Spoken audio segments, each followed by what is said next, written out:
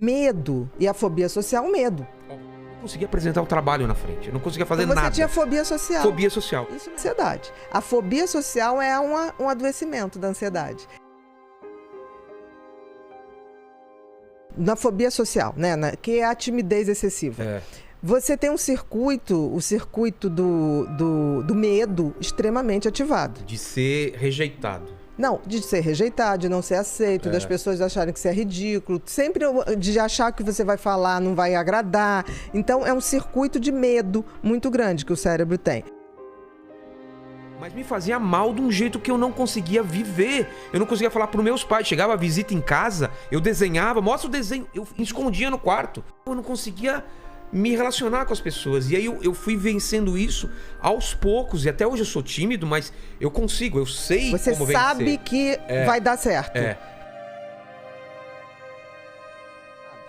O que se faz para desativar isso? Eu tenho que ativar outros, que é o circuito da coragem.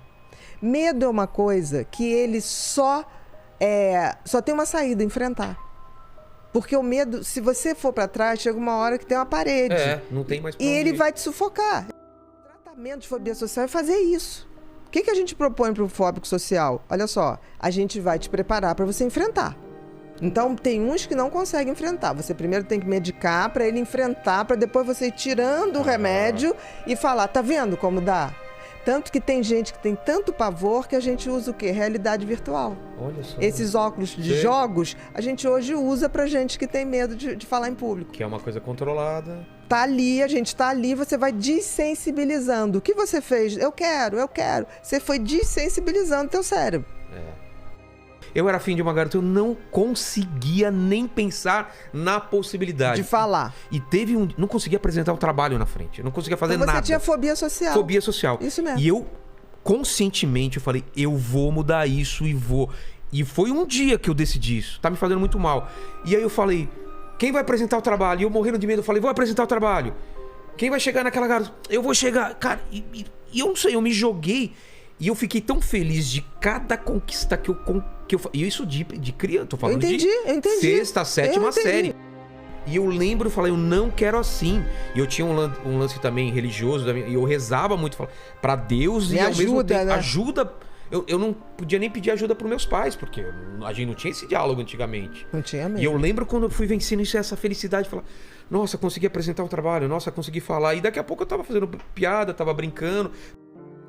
A maioria das pessoas vai evitar aquilo o resto da vida. Estamos falando assim de passar 3 anos assim, tomar decisão depois de 3 anos passando. Ok, mas você chegou ao limite. Porque o que acontece, por exemplo, as pessoas que têm fobia social geralmente me procuram para tratar a fobia social quando entra na faculdade, quando vai ter que apresentar o TCC. Que não tem coragem. Que ele fala, agora não tem mais jeito. Como é que eu vou fazer? Agora eu tenho que... E tá entre uma das maiores fobias, né? Falar em público é uma das maiores... Fobia que tem. Então, vou te dar um dado científico.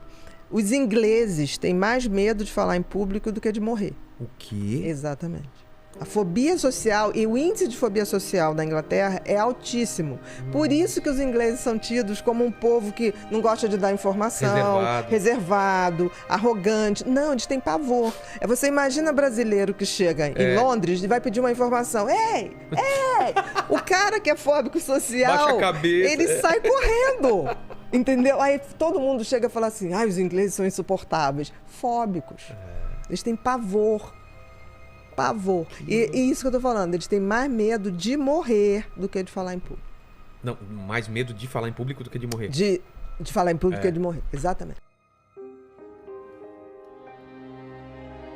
Por exemplo, falar na frente de uma plateia não ia te matar. Ninguém estava ali com a metralhadora. Mas o teu cérebro interpretava como uma questão de vida ou morte. Por quê? Porque certamente você nasceu com esse sistema límbico do medo mais ativado. Entendi. Aí você vai ver na família, tinha algum avô ou pai que tinha a mesma coisa, mas não tinha coragem de falar. Entendi. Porque na época não falava.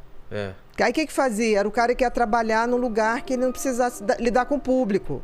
Era o cara que ia trabalhar numa fábrica onde ele ficava fazendo uma função de botar um parafuso ali, sem falar com ninguém. É que meus pais eram professores. Os dois eram de falar público, sabiam falar bem, assim, Mas você pode ver que tinha um avô, uma avó. Porque a genética não é pai e mãe. Genética é um jogo de probabilidade. Você pode pegar a genética de um bisavô. Entendeu? Que a gente sempre acha que é pai e mãe. Mas pai e mãe também já herdou a genética de avô e avó. Que herdou do bisavô e do bisavó. Então, assim, quando você tem ansiedade, é normal ter ansiedade. O problema é adoecer da ansiedade. A fobia social é um adoecimento da ansiedade.